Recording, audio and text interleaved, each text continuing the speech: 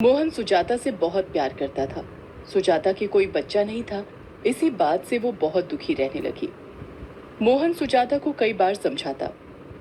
सुजाता, तुम परेशान मत हुआ करो। हमारी किस्मत में बच्चे का सुख लिखा होगा तो हमें जरूर मिलेगा।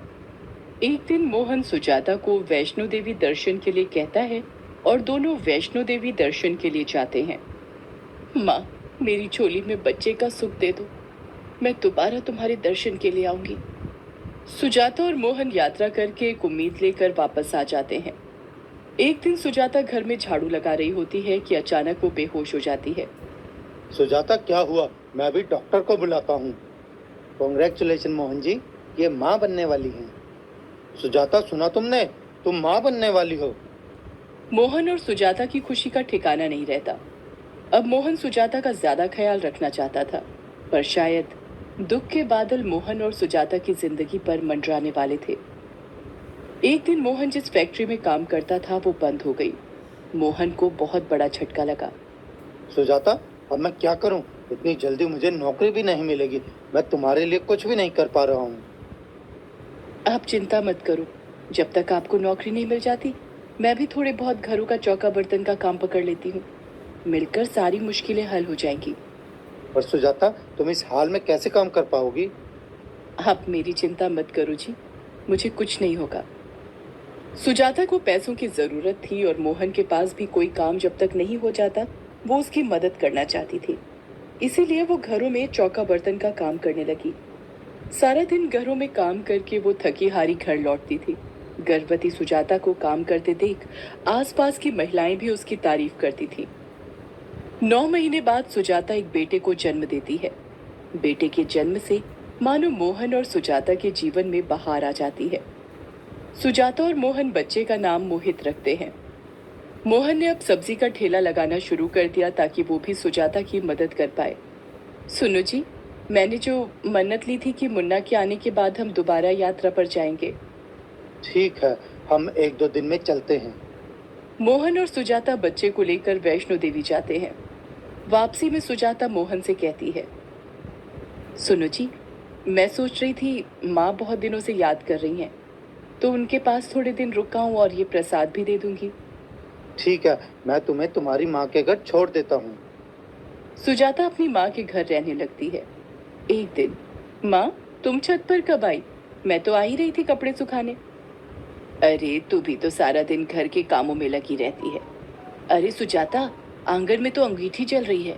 पतीली में पानी गर्म हो रहा है। मुन्ना कहाँ है? मुन्ना को तो मैं आंगन में खेलता छोड़ आई थी। सुजाता नीचे की ओर भागती है। वो देखती है कि मुन्ना खेलता हुआ जलती हुई अंगीठी के करीब पहुंचने ही वाला होता है। सुजाता चिल्लाती है, मुन्ना! मुन्ना को बचाते हुए सुजाता अंगीठी पर गिर जाती है। उसका मुंह आग की चपेट में आ जाता है और बुरी तरह झुलस जाता है। सुजाता की माँ उसे डॉक्टर के पास लेकर जाती है। डॉक्टर, मेरी बेटी कैसी है? देखिए माता जी, आपकी बेटी के चेहरे का ये हिस्सा और होंठ आग की चपेट में आ गए हैं। इन्हें ठीक होने में समय लगेगा। सुजाता का चेहरा और होंठ आग की चपेट में आ जाते हैं। मोहन भी सुजाता के पास आ जाता है।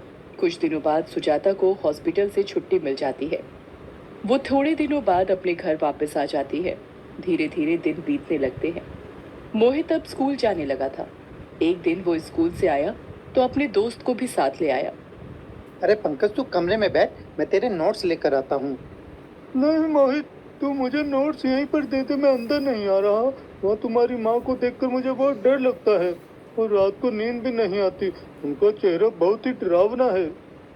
अच्छा ठीक है, मैं यहीं लाता हूँ तुम्हारे नोट्स। अरे मोहित, तुम्हारा दोस्त पंकज आया था, पर घर के अंदर क्यों नहीं आया?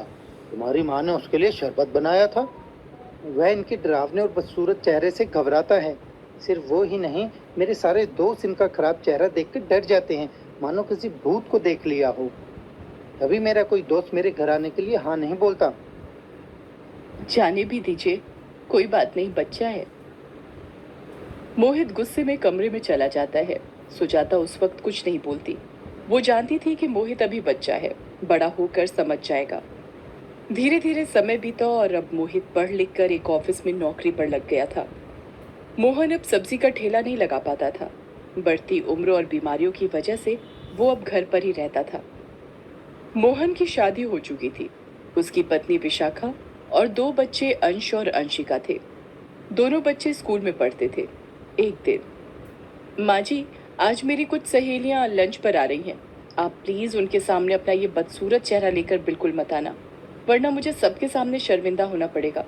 एक काम करो, आप अपना मुंह ढक लो जिससे कि मेरी सहेलियों को आपका चेहरा नजर नहीं आएगा। मेरी सहेलियां आने ही वाली होंगी। कुछ देर बाद विशाखा की सहेलियां आ जाती हैं।